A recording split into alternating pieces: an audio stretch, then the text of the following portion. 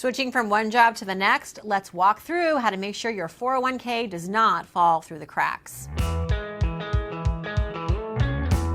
When leaving a job behind, remember not to also ditch that 401k. If your previous company provided you with this retirement savings plan, a 401k, a 403b, or something like that, you're entitled to keep that nest egg after you leave, and you have options. One option is to cash it out. Take some or all of the money out of the retirement savings plan.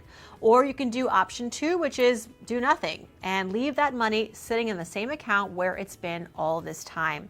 Finally, there is option number 3, which lets you roll over the retirement savings into a new 401k with your new employer or into an individual retirement account or IRA at a bank. Let's look a little bit closer at each of these options to figure out which might be the right money move for you.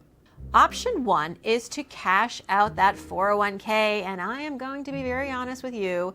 This is my least favorite money move because when you cash out, you're failing to let your investments continue to grow in the account. They miss out on so much compound growth over the years.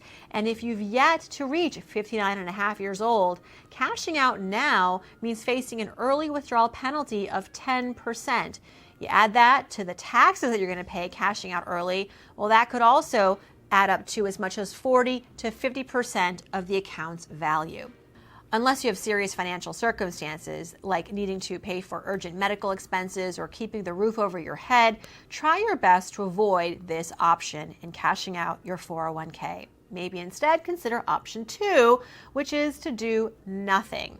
Now, in this scenario, what happens is you leave your retirement fund parked with the same plan sponsor. Let's say it's Fidelity or TIAA or the like. Your money continues to stay invested in the plan.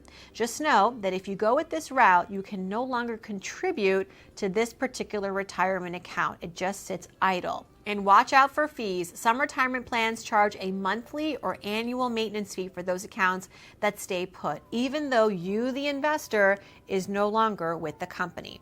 Doing nothing is best if you leave your company and you don't have another 401k lined up at a new job yet, or you simply want to take time to review your options. Maybe you want to speak with a financial advisor and then decide. Very important, this option is only available to those with a minimum amount in their 401k, usually around $5,000. If you have less than that amount and you let the plan sit idle for several months, you may be required to roll it over to either a new 401k or an individual retirement account by a deadline. Otherwise, you risk that plan provider is going to close the account and send you a check in the mail with the remaining balance. And we're back now to the first option, which is cashing out, which we discovered is not ideal because you're going to miss out on so much money. You're going to pay taxes, early penalty. Always very important to check in with your HR team to understand how this may play out if you let the money sit idle. And finally, I saved my personal favorite for the very end. It is rolling over the account to either a new 401k or a similar employer-sponsored account. This option provides the benefits of being able to continue to invest in the account, the ability to streamline your investments under one roof, which makes keeping tabs on your money that much simpler and that much more convenient, and there's no penalty or taxes when you do a direct rollover. Now, to do this, just reach out to the company that's been managing your previous 401k. Let them know that you want to do what's called a direct rollover of the account to a new 401k or IRA.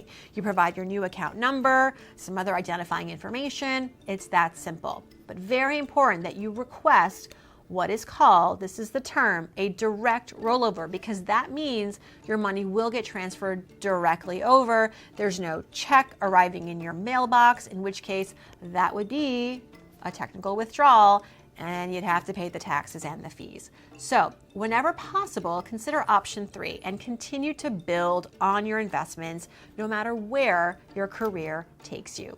If you like this video, be sure to subscribe. And if you have any 401k questions, make sure to drop them in the comment section below. For CNET, I'm Farnoosh Torabi.